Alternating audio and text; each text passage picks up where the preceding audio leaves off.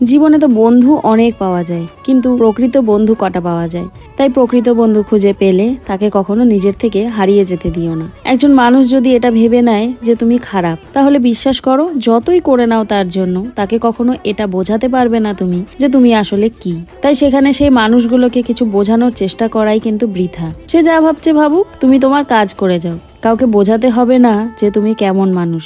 আর এই বোঝানোর চেষ্টাটা এখন আমি ছেড়ে দিয়েছি, কাউকে বোঝানোর কোনো দরকারই নেই। আর বিশ্বাস করো, আমি এখন অনেক ভালো আছি।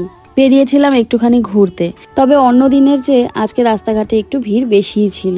চলে আসলাম বাড়ির সামনাসামনি একটা দোকানে, সেখানে বসে একটুখানি খাওয়া দাওয়া করে নিলাম আর কি। পছন্দের খাবার বলে কথা, সাথে মেয়েও ছিল।